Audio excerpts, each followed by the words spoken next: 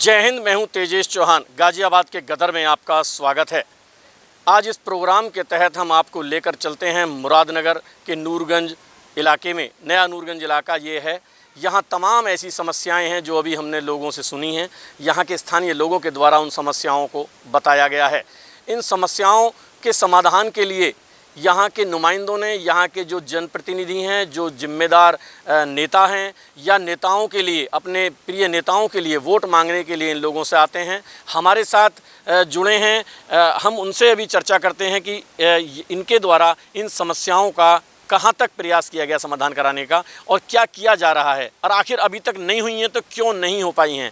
कहीं ना कहीं सवाल इन पर भी खड़ा होता है, क्योंकि जिस वक्त चुनाव आएगा तो चुनाव आने के टाइम पर निश्चित तौर पर ये सब लोग इन लोगों से वोट मांगने के लिए ज़रूर पहुँचेंगे। जी, सबसे पहले मैं आपका परिचय चाहूँगा, आप बताएँ थोड़ा सूक्ष्म में। जी, मेरा नाम फुरकान अलवी है। मैं मुरादनगर से बिलोंग करता हूँ और जी मैं जो समर्थन करता हूँ बसपा पार्टी को समर्थन करता हूँ, जिसमें हमारे यहाँ विधायक साहब वहाब चौधरी जी रह चुके हैं बसपा से।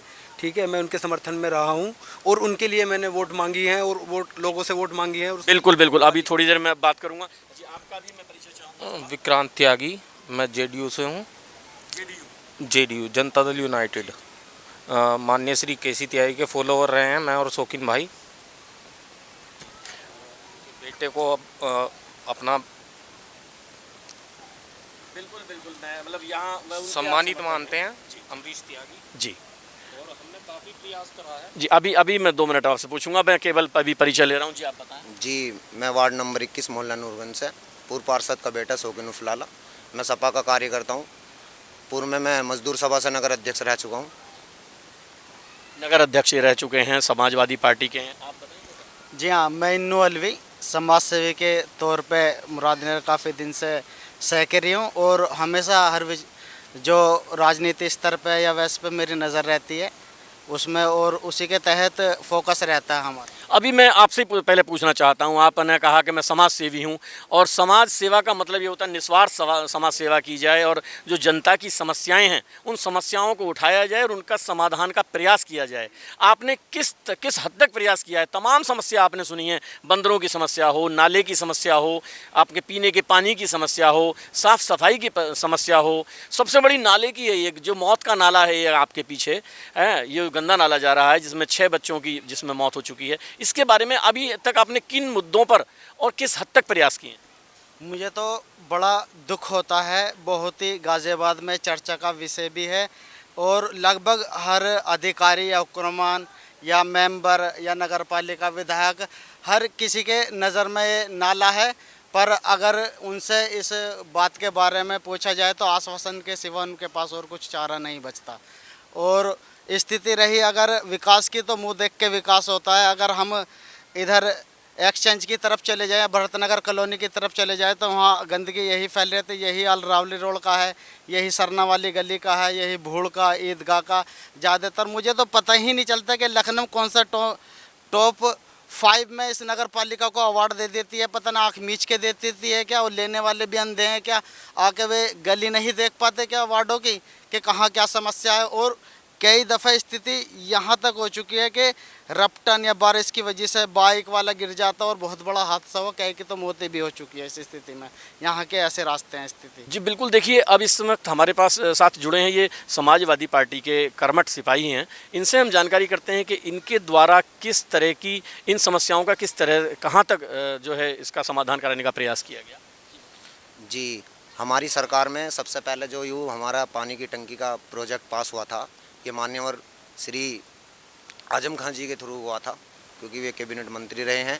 और ये 32 करोड़ रुपए का टेंडर था, जिसमें कि पूरी स्तर तरीके से उस 5 साल में मेरी मम्मी पूर्व पार्षद रही हैं, जो कि उनके कार्यकाल में ये काम हुआ था।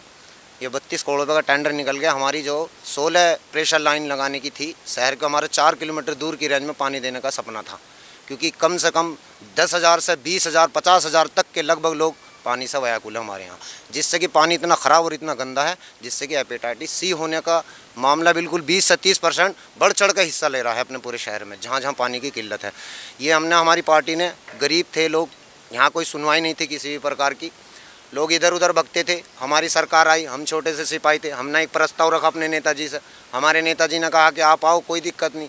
हम स्वयं लखनऊ गए और वहाँ पर जाकर हमने वहाँ से अपने मंत्री जी से, अपने पार्टी के लीडर से हमने अपनी बातें रखी कि साहब ऐसे ऐसे मसला है। उन्होंने कहा कोई बात नहीं, उन्होंने तुरंत हमें तत्काल में काम करा के देने का काम करा, जिसमें कि ये काम हमारे उस 5 साल के शासन में पूरा हो जाता। मगर नगर पालिका की लापरवाही से और नगर पालिका के गौर न देने की वजह से ये हमारा प्रोजेक्ट 5 से 6 साल के पीछे और पिछड़ गया था।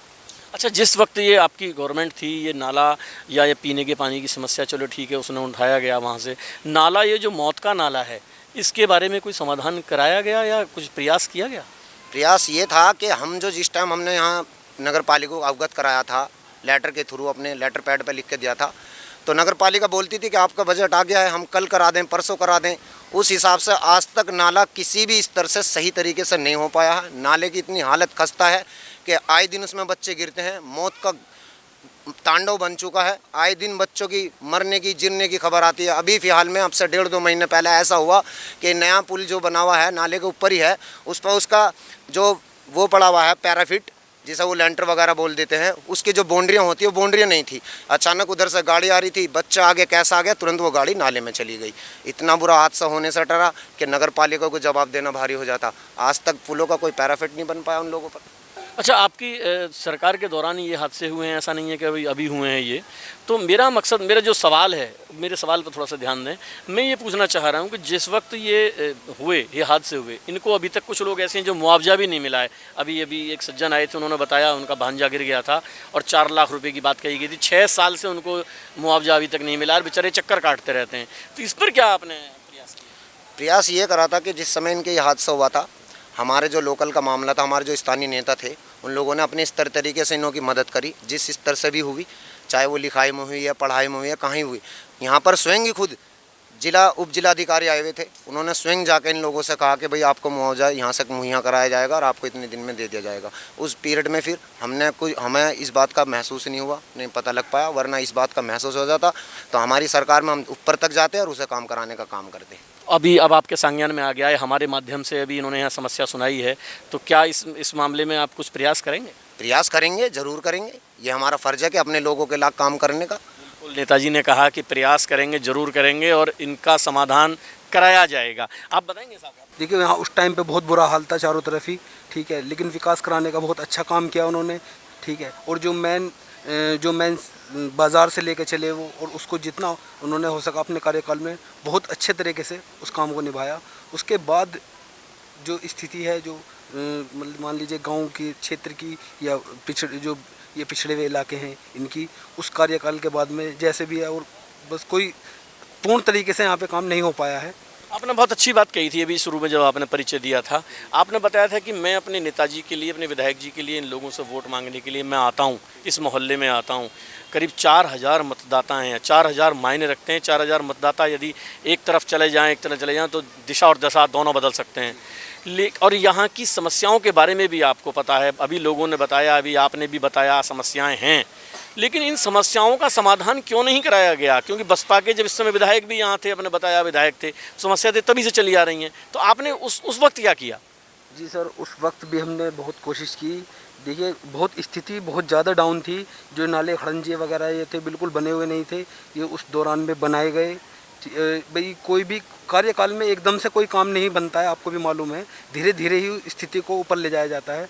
उस टाइम पे धीरे धीरे पोजीशन ऊपर लाई गई, नाले खड़ंजी तैयार किए गए। जो बाहरी ये नाले बने हुए हैं, इन पे एकदम से नहीं होता किसी में भी काम, काफ़ी काम उस कार्यकाल में हुआ है।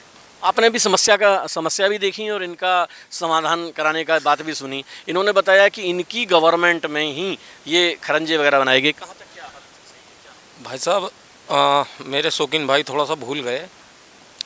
हेपेटाइटिस सी का जब से यहाँ मामला चल रहा है, मैं 91-92 से यहाँ से जुड़ा हुआ हूँ। इस बस्ती से मेरा खास लगाव रहा। हमने माननीय केसी त्यागी जी से भी काफ़ी इस टंकी के लिए प्रयास करे। हमने टंकी लगवाने के लिए काफ़ी हमने दिल्ली के चक्कर लगाए, और ये देख लो आप कि हमारे प्रयासों के चलते ये यहाँ तक जो प्रोजेक्ट है अब पहुँच पाया था, पर अभी गवर्नमेंट नहीं थी। बजी सरकार में तो उस समय, जिस समय बसपा की सरकार थी, तो मूर्तियों से फुर्सत न मिली थी। इमारतें बना दी गई, पार्कें बना दी गई, जिसमें कि कोई समाज को उस चीज़ से फ़ायदा नहीं था। भाई ये तो सभी को पता है कि यहाँ के जो स्थानीय लोग हैं वे जानते हैं कि सरकार ने क्या काम करा, और वहाँ पर अभी हमारे माननीय आजम खां का पत्थर लगा हुआ है जो कि उद्घाटन करके थे। काम वो जो कराता है उसी का नाम होता है। आज हमारा वहाँ सीला पाट लगा हुआ, अब जी आपस की एक दूसरे पे बात है तो छीटा कसी वाली बात है, वरना हमारी सरकार ने काम करा और हमारा वहाँ सीला पाट लोकार्पण हुआ है। नेता जो है वो चुनाव के टाइम पर इन मुद्दों को भुनाते हैं अक्सर कि हम आप ये करा देंगे, अगर हम जीत जाएंगे तो ये करा देंगे। तो जीतने के बाद अगर हम लोग, अब की बार मैं बात करना चाहूँगा आपसे, आपने बताया जब तक विधायक थे वो वहाँ, लेकिन अब विधायक नहीं है तो क्या अब यहाँ काम नहीं होगा?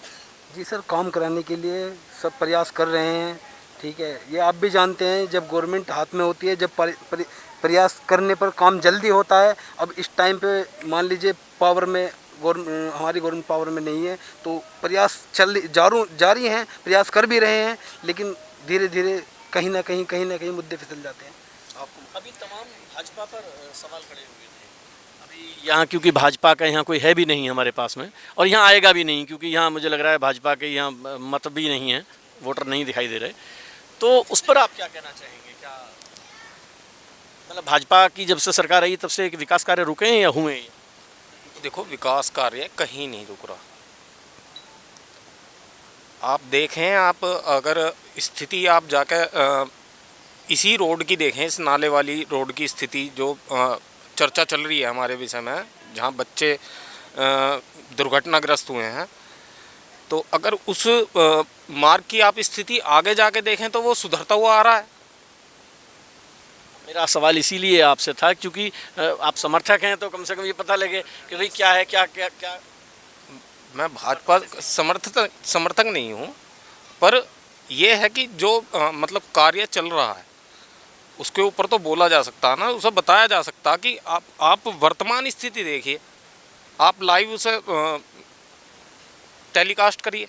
बिल्कुल, देखिए हम पूरा प्रयास करेंगे। यहाँ के लोगों की तमाम समस्या हमने सुनी है, जो मूलभूत समस्याएं हैं इनके संबंधित अधिकारियों तक पहुँचाने का इसको प्रयास किया जाएगा और इसका समाधान कराने का प्रयास किया जाएगा। मुरादनगर के नया नूरगंज इलाके से लोकल वोकल के लिए तेजेश चौहान।